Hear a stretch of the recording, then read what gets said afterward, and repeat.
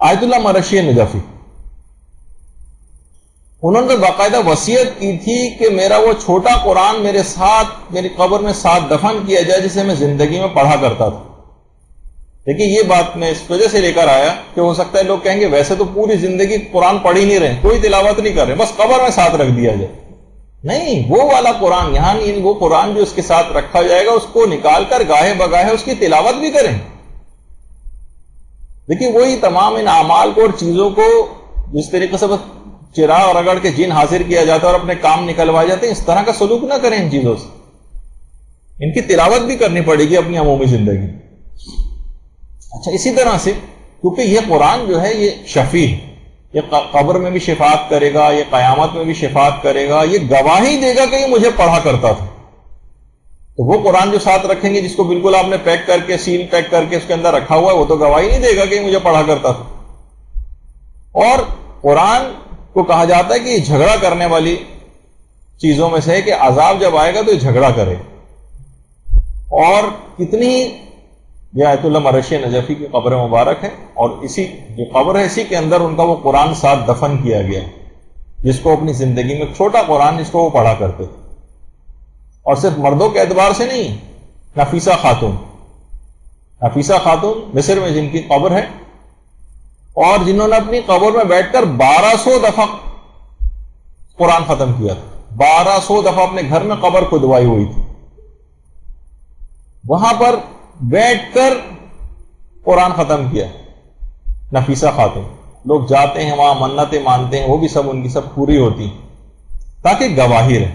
اور علماء سے پوچھا بھی گیا کہ ہم کفن کے اوپر دعائے جوشن کبیر، آیت الکرسی، سورہ یاسین، سورہ ناس اور سورہ فلق یا اسماء ائمہ یہ تربت حسین سے یا زعفران کے پانی وغیرہ سے لکھ سکتے ہیں یا نہیں؟ جواب آیا کہ کوئی حرج نہیں اس کے اندر. جو کفن کے اوپر بھی دعائے جوشن کبیر کا تحریر کرنا، یہ سب فائدہ پہنچانے والی چیزوں میں سے ایک ہے. اچھا، اسی طرح سے یہ تمام چیزیں، ہر وہ چیز جو کہ ابھی آپ کو جتنی آپ کی خدمت میں عرض کی گئی وہ ساری کی ساری اس طرح سے کپڑے کے اوپر تحریر کروا کے پرنٹ کروا کے وہ رکھ دی گئی. تو وہ بس قبر میں ساتھ دفن کرنے والا ایک کام جو ہے وہ باقی رہ گیا، وہ اس سلسلے میں ضرور انجام دے لیا گیا. اسی طرح اس جو کربلا سے آیا ہوا کفن ہے، یہ اس کی بھی تصویر اس میں جو ہے زیارت عاشورہ بھی تحریر ہوئی ہے، اور دعائے جوشن کبیر وغیرہ وہ تو بھی اس کا تذکرہ ہو گیا. اچھا، کچھ چیزیں ایسی ہیں جو اپنی اہمیت کے پیش نظر، ویسے تو قرآن میں وہ سب چیزیں سورہ شامل ہی ہیں اندر، لیکن ان کی اہمیت کے پیش نظر الگ سے بھی ساتھ رکھنے کی ایک لحاظ سے ذکر کی گئی ہیں. وہ یہ ہے کہ جیسے سورہ ملک کی ایک الگ عذاب قبر سے بچانے کی ایک الگ سے ایک امپورٹنس ہے. اس کو مانعہ بھی کہتے ہیں. مانعہ یعنی یہ رکاوٹ ڈالے گا، عذابوں کو پہنچنے نہیں دے گا. اس کو جھگڑا کرنے والا سورہ بھی کہا جاتا ہے. یہ جھگڑا کرے گا، میں نہیں پہنچنے دوں گا، یہ مجھے پڑھا کرتا تھا، یہ آ کر عذابوں کے سامنے کھڑا ہو جائے گا اور بچائے گا.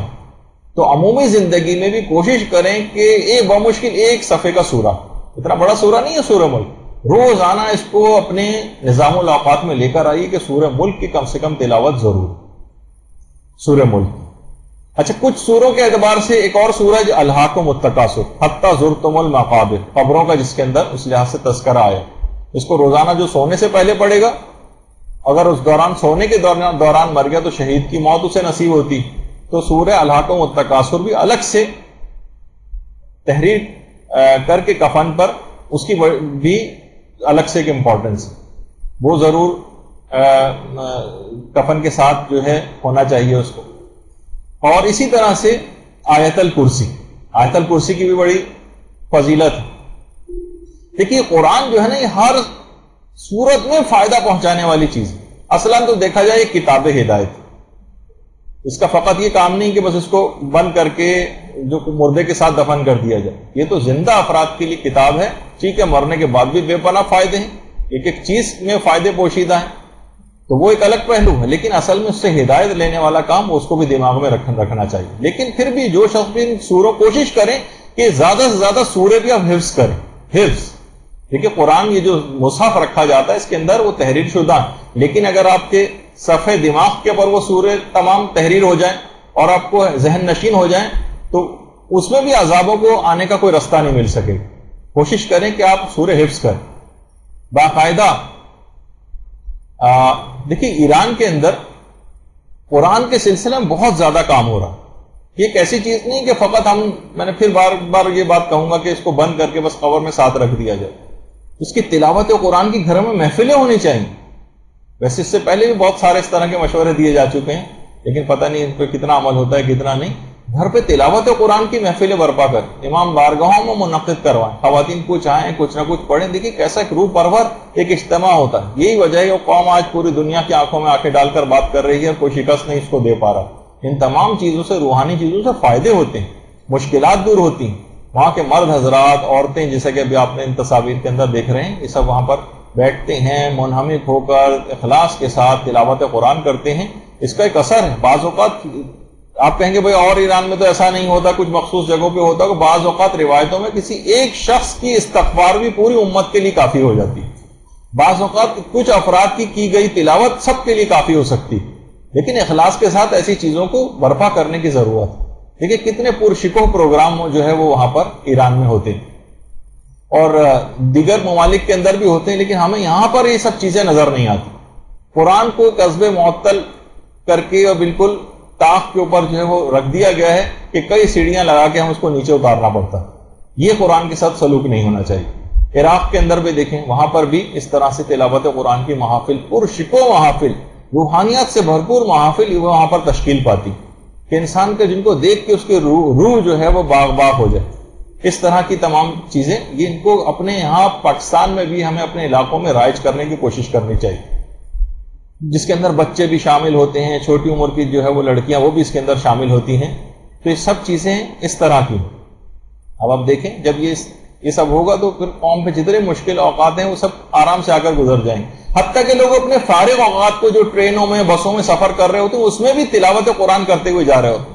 ہمارے یہاں کوئی ڈائجسٹ پڑھتا ہوا مثلا جا رہا ہے, کوئی فلمی رسالہ پڑھتا ہوا جا رہا ہے, اور وہ بھی پڑھنے کی اب تو کیونکہ پڑھنے سے بالکل ہی ایورجن ایک ایسی ہو گئی ہے تو اس کو بھی لوگ نہیں پڑھتے, لیکن اس سفر کو بھی کیوں اپنے اس ٹائم کو ضائع کریں, اس میں بھی تلاوت قرآن کرتے ہوئے اس انداز سے جاتے ہیں.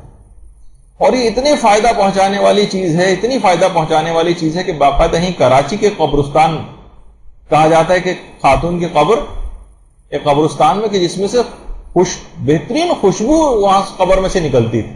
جب اللہم صلی علی محمد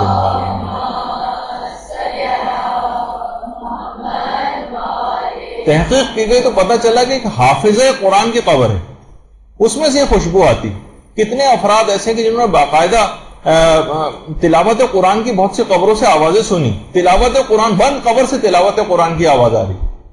تو یہ وہ افراد ہیں کہ جو زندگی میں بار بار تلاوت قرآن کرتے تھے, اور اس کی طرف اور اس میں معنی و مفاہیم میں غور و فکر بھی اگر ہو اور اس کے ساتھ حفظ بھی کیا جائے مختلف سوروں کو, تو ان کی ایک الگ ایک تاثیر ہے, اپنے جسم کو بھی خراب نہیں ہونے دیتے. اور جو وہاں اس دنیا میں اس کا عادی تھا وہ قبر میں بھی اس کا عادی ہوتا ہے. باقاعدہ گورکن سید علی حسن جو یہاں کی مقامی قبرستان کا گورکن, اس نے بہت سارے اس طرح کے واقعات جو ہیں وہ بتائے. اور باقاعدہ ہمارے استاد محترم خود کہتے ہیں کہ ان کے والدین مرحومین جو یہیں کراچی کے قبرستان میں دفن ہیں, تو کہہ رہے ہیں وہاں کے گورکن سے میں خود ملا ہوں. اس نے کہا کہ میں نے کتنی قبریں ایسی ہیں جس کے اندر راہداریاں بنی ہوئی دیکھی, یعنی وہ گورکن خود جب انہوں نے اس سے پوچھا. تو بہرحال یہ گورکن سید علی حسن اس نے خود یہ بات بتائی کہ کتنی قبروں سے ہم نے یہ خوشبو اور اس میں سے تلاوت قرآن کی آوازیں یہ سب جو ہے سنی. تو اور ایران میں جیسا بھی میں ذکر کر رہا تھا, قرآن کے سلسلے کا جو کام ہے وہ اتنا ہے کہ قرآن پچھلے سال ہی اتنی زیادہ وہاں پہ قرآن پہ کام کرنے والی شخصیات ہیں کہ ان میں سے جو ایکسٹرا آرڈنری جنہوں نے قرآن کے اوپر کام کیا وہ بھی ہزاروں کی تعداد میں شخصیات تھی. ان میں قرآن دازی کر کے, قرآن دازی بیلٹنگ کے ذریعے 700 افراد کے نام نکالے گئے اور ان کو حکومت ایران کی طرف سے حج پہ بھیجا گیا. ہزاروں ایکسٹرا آرڈنری, عام کام نہیں, ایکسٹرا آرڈنری کام کرنے والوں کی بات کر رہا ہوں. اور یہاں پہ ہمیں دور دور تک کچھ ایسے سوائے معدود چند افراد کے جو کہ معدوم ہی کی حیثیت اس کو کہی جائے گی اتنی بڑی قوم کے اندر, اور وہ بھی کام کرتے ہوئے ہم کو جو ہے وہ ان افراد کے علاوہ کوئی نظر نہیں ہے.